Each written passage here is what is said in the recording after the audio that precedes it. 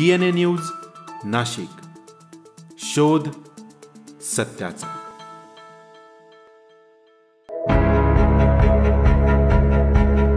मनपा निवडणूक हिंदुत्वाच्या मुद्द्यावर लढवावी, नितेश राणे यांचं वक्तव्य। अति आत्मविश्वास नको, मतभेद विसरा, कार्यकर्त्यांना आवाहन। नाशिकमध्ये सुसज्ज मच्छी बाजार उभारण्याचा प्रस्ताव।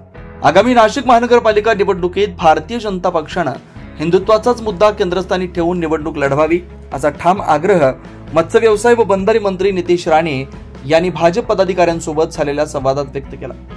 राणे म्हणाले की भाजपाच्या पारड्यात पडणारी मतं निश्चित आहे, त्यामुळे विशिष्ट धर्मातील मतदारांकडे फारसं लक्ष देऊ नये। ही मंडळी केंद्र व राज्य सरकारच्या योजनांचा लाभ घेत असतात आणि त्याच वेळी सरकारवर टीका करतात, त्यामुळे या निवडणुकीत हिंदुत्वाचा झेंडा घेऊनच भगवदारी महापौर बसवण्याचा निर्धार करूया। या बैठकीत मंत्री राणे यांचं स्वागत शहराध्यक्ष सुनील केदार, प्रदेश प्रवक्ते लक्ष्मण सावजी तसेच रश्मी हिरे बेंडाळे, सोनाली कुलकर्णी आणि स्वाती भामरे यांनी केलं। यावेळी राणे यांनी कार्यकर्त्यांना सूचित करताना म्हटलं की नाशिकमध्ये भाजपासाठी निवडणूक एकतर्फी असली तरी अति आत्मविश्वास बाळगू नका। आपसातील हेवे दावे व मतभेद विसरून एकसंघ राहा, संघटन शक्ती आणि हिंदुत्व हाच विजयाचा मंत्र आहे। यावेळी नाशिकमधील मत्स्य व्यावसायिकांच्या प्रश्नावरही चर्चा झाली।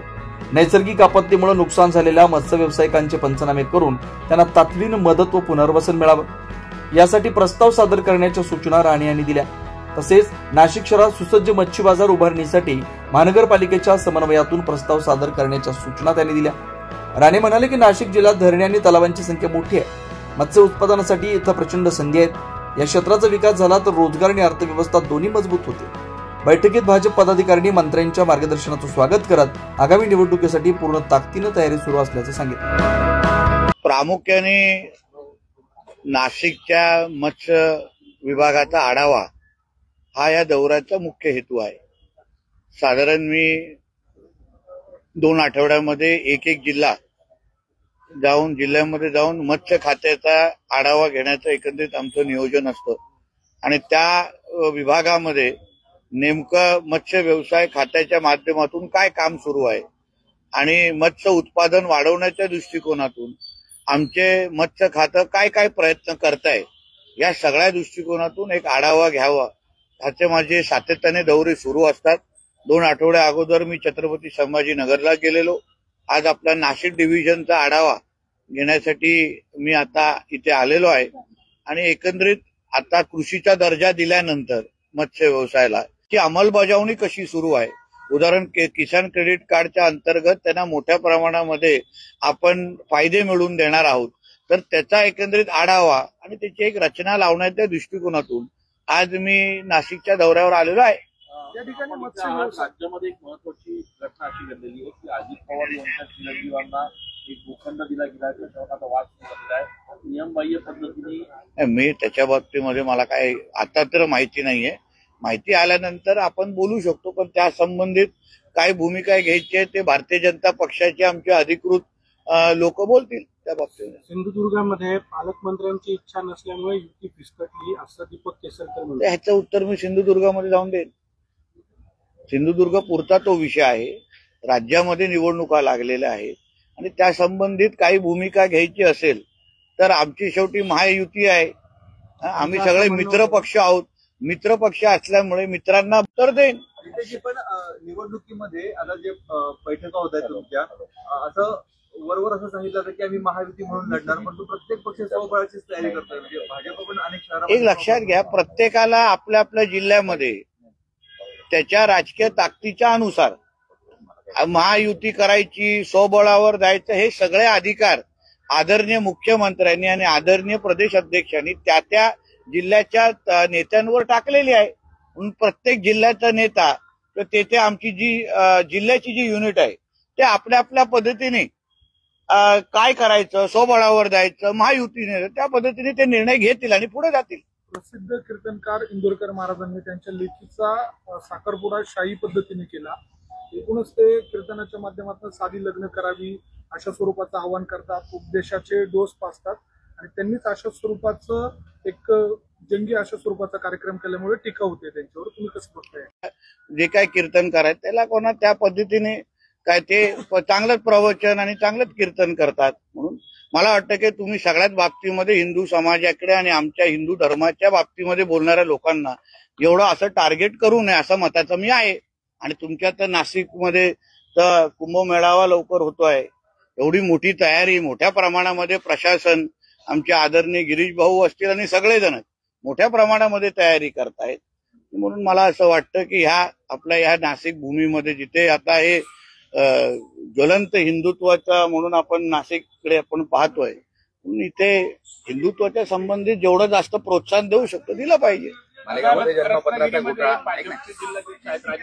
कोण कोण रत्नागिरीमध्ये भाजपचे जिल्हाध्यक्ष त्यांनी काल त्याचं कारण सांगितलंय ना, काल त्याचं कारण सांगितलंय, त्या बाबतीमध्ये प्रदेश अध्यक्ष बोललेले आहेत. म्हणून मला असं वाटतं त्याच्यावर मी अजून काय बोललं पाहिजे.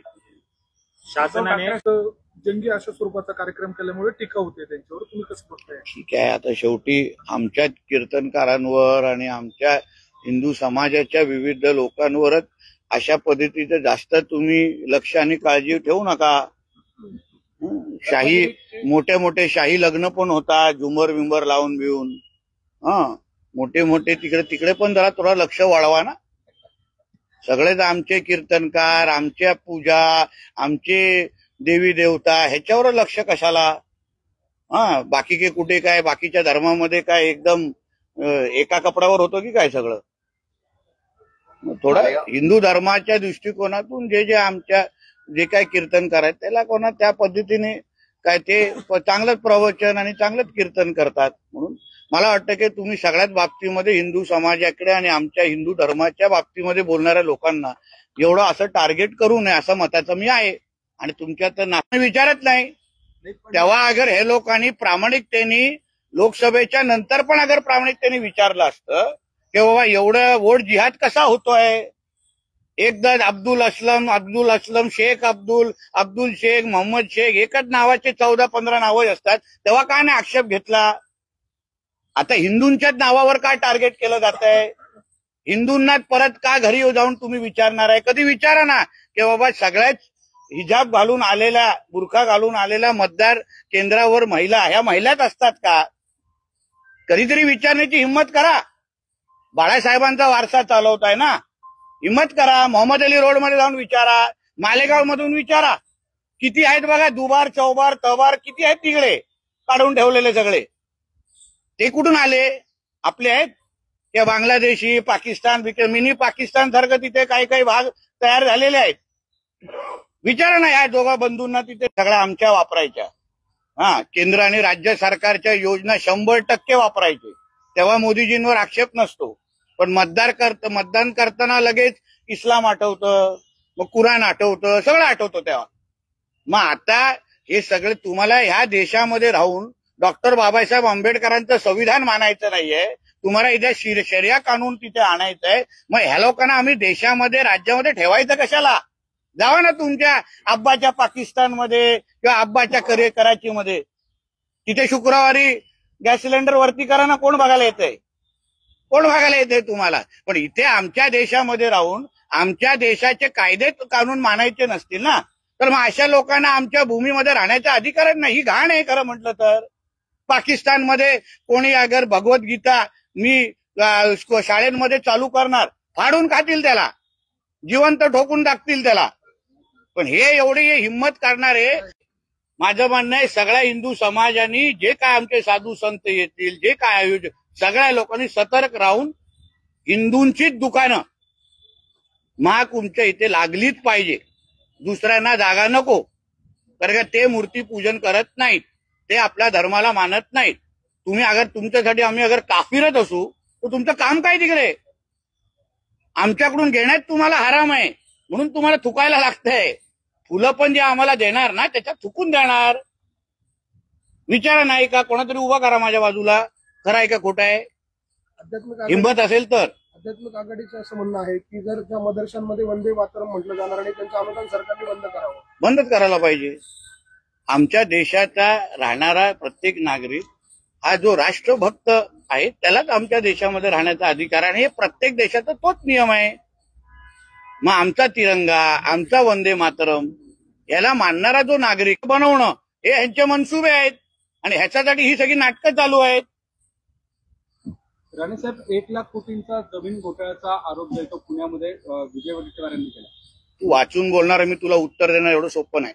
पुण्यामध्ये दुसरं काय आहे का? शासकीय जमिनी परस्पर हडप केल्या जात आहेत आणि त्यांच्यावर खासगी नावं लावली जात आहेत. बघा, याच्यासाठी चौकशा नेमल्या जात आहेत ना, चौकशा नेमल्या जात आहेत. सगळ्या बाबतीमध्ये आमचे मुख्यमंत्री साहेब 0 टॉलरन्स टू करप्शन ही आमच्या आदरणीय मुख्यमंत्री साहेबांचं कार्याची पद्धत आहे. 0 टॉलरन्स टू करप्शन.